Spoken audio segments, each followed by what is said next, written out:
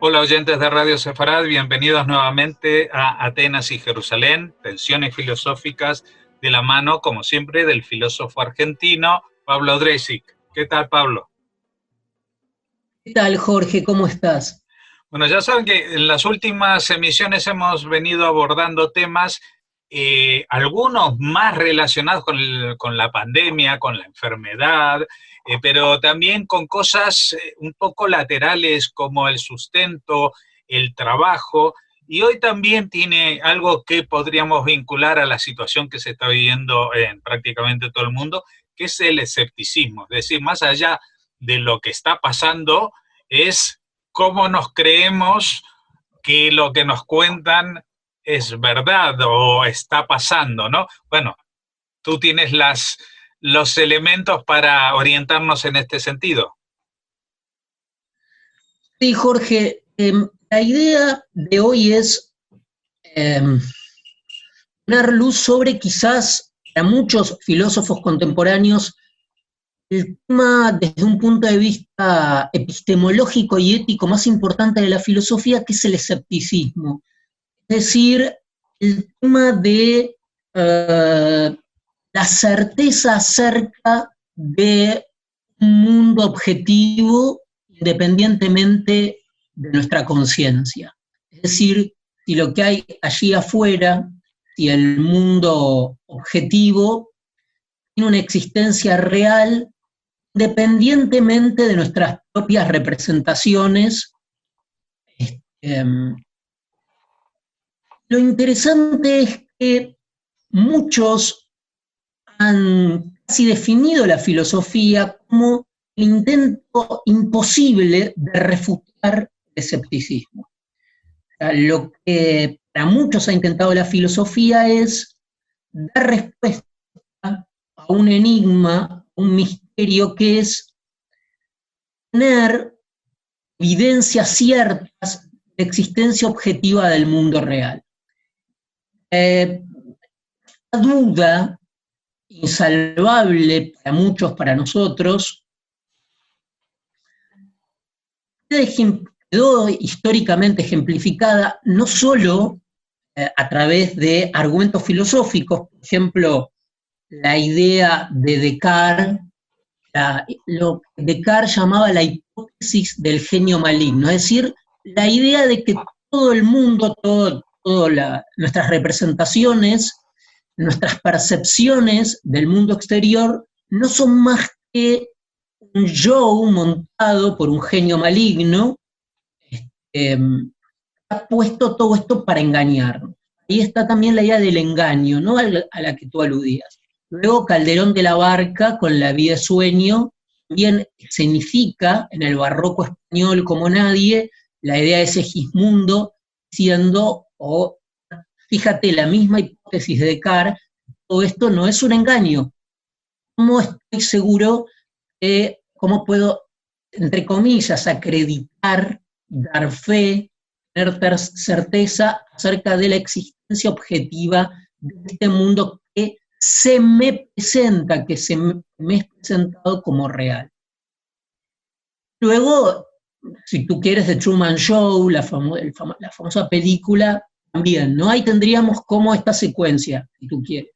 Descartes, con el genio maligno, tenemos a Calderón de la Barca, tenemos a The Truman Show, y tenemos epistemología contemporánea, Donald Davidson, una serie de filósofos, epistemólogos, que aún hoy, Wittgenstein, intentan dar, no diría solución, pero tratar este tema complejo de la posibilidad de una cierta certeza, o no certeza, o evidencia, o trato práctico, porque hay filósofos que dicen, yo no puedo, desde el punto de vista del conocimiento, alcanzar una certeza acerca de la existencia real de este mundo, y y abandonar la hipótesis del genio maligno, ¿no? De que esto sea una proyección o de un genio maligno o de mi propio cerebro o de mi propia conciencia, que proyecta sobre el mundo ciertas imágenes. Esto surge casi con el origen de la filosofía, o sea, los primeros filósofos, Ron de Elis, luego Sexto Empírico, tienen esta idea de suspender el juicio. Yo, ante lo que se me presenta, no puedo decir si es real o no, entonces suspendo el juicio, esta es una palabra. Ahora, esta es una tradición, por supuesto, de Atenas, en los términos que lo planteamos, y como te decía, para muchos es la gran cuestión, Como vemos, tiene un lado de teoría del conocimiento epistemológico que va de Ron de Elis a filósofos más contemporáneos como Donald Davidson, etc.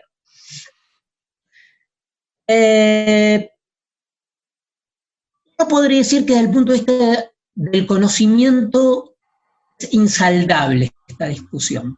No quiero detenerme demasiado porque podríamos tener varias emisiones discutiendo esto. Diríamos que en la historia de la filosofía hay toda una tradición llamada idealista, ¿no? Muchos matices, en la que el mundo es una proyección de mi subjetividad, ¿no? Una representación, entre comillas, de mi conciencia, una proyección casi en términos fílmicos, ¿no? Con una imagen óptica de mi propio cerebro, de mi propio espíritu o cerebro, o mente, dirían los americanos, y una posición realista en epistemología, que sería la de decir, bueno, no, existe un mundo objetivo, yo puedo pensar lo que quiera, o proyectar lo que quiera, pero hay cuestiones independientes de mi conciencia que son objetivas. Ahora, de acá viene el Peleyut, la cuestión que aporta quizás alguna perspectiva del pensamiento judío. En uno de sus últimos textos, en realidad no es un texto, son conferencias que dio en la Sorbonne, Manuel Levinas, recogidas hoy en un libro al que se le puso el título de Dios, la muerte y el tiempo. En realidad son clases, las clases en la Sorbonne en el año 1976, antes de morir, cuya primera parte es una discusión acerca de lo que los filósofos han hablado acerca han expedido acerca del tema de Dios, donde habla de Heidegger, etc. Luego aborda nada más y nada menos que el tema de la muerte, la filosofía y el tema del tiempo. Pero en la clase del viernes 13 de febrero de 1976, el tema es escepticismo. Y, por supuesto, bueno, no lo revisa como yo lo revisé recién, sino que parte directamente de la idea del escepticismo, directamente, y trae sí algo absolutamente novedoso, lo conecta con ciertas tradiciones del pensamiento judío, no son nunca una, ¿no? Es el capítulo, si no me equivoco, 46 del Quijote. Entonces el Quijote, claramente en el Quijote está esta cosa del escepticismo, ¿no? Porque el Quijote está encantado, bajo un encantamiento, tema de la locura, en fin, y un poco como en la temática Calderón de la Barca, no tiene claro si lo que ve es real o no, ¿no? Hay algo que si lo engañan, si un personaje extraño es una especie de molino, o si ciertos seres son otros, hay una especie de escepticismo acerca de la realidad, fruto también un poco como en Descartes, del engaño, ¿no? De cierta voluntad de engaño de ciertos personajes se disfrazan o aparecen vestidos bajo las formas de otro. Hay una duda acerca de si él está loco, si lo que ve es real, si no es real. Pero en el capítulo 40, este problema atraviesa todo el Don Quijote, ¿no? Pero en el capítulo 46, él cita una parte del Quijote, mejor dicho, Levinas cita una parte del capítulo 46 de Don Quijote, donde se dice lo siguiente: como el libro entonces, leo directamente del libro, de la clase de Levinas, citando el capítulo 46 de Don Quijote. Dice así: yo sé y tengo para mí que voy encantado, y esto me basta para la seguridad de mi conciencia. La formaría muy grande si yo pensase que no estaba encantado y me dejase estar en esta jaula perezoso, cobarde, defraudando el socorro que podría dar a muchos menesterosos necesitados de mi ayuda y amparo deben tener la hora precisa y extrema necesidad. Es decir, acá hay dos operaciones. Por un lado, Levinas compara, esto lo dice Levinas en esta clase del 13 de febrero de 1976, compara Don Quijote con el cogito cartesiano, con el sujeto cartesiano duda si lo que ve es real o no, si está encantado o no, si está bajo un hechizo. Encuentra lo que podríamos llamarlo, toda la originalidad de esta lección descansa en este pasaje.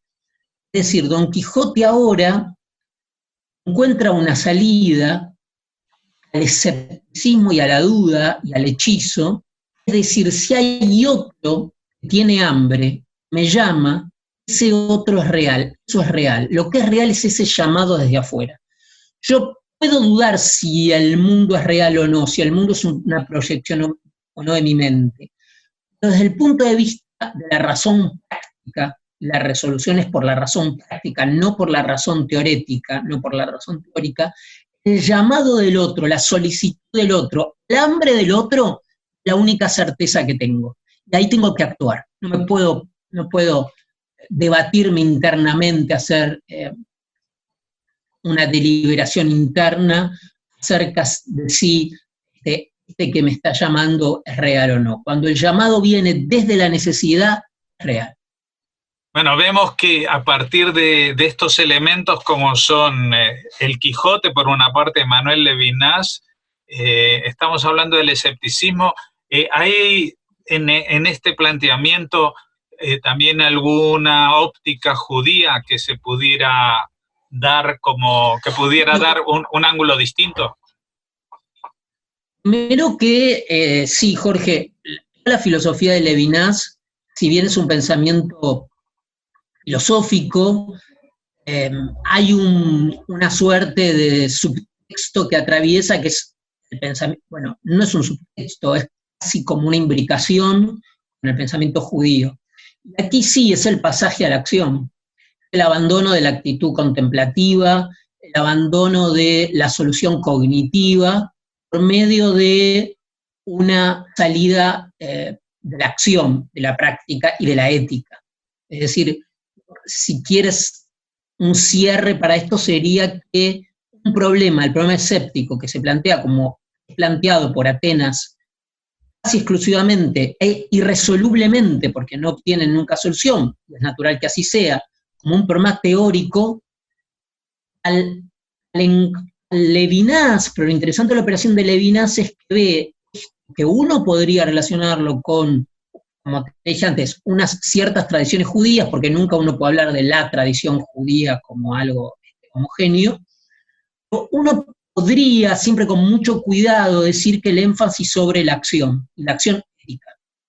Uh-huh. Yo diría que lo que no se resuelve, lo que queda imposible de resolver en todo caso, el escepticismo desde un punto de vista cognitivo, teórico, y es interesante porque hay un pensador que es Wittgenstein, lo digo como es un pensador ciertamente judío, pero que nunca en su filosofía el judaísmo aparece como una determinación, pero es muy curioso, también tengo una actitud similar, ¿no? De pensar que el escepticismo solo puede ser resuelto por medio de la práctica. Es decir, yo no, ante la demanda ética no puedo hacer un testeo cognitivo, si esto es real, si no es real.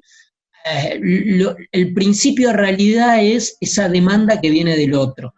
Y eso tiene que ver con una cuestión que es el INENI, el llamado del otro, la solicitud del otro.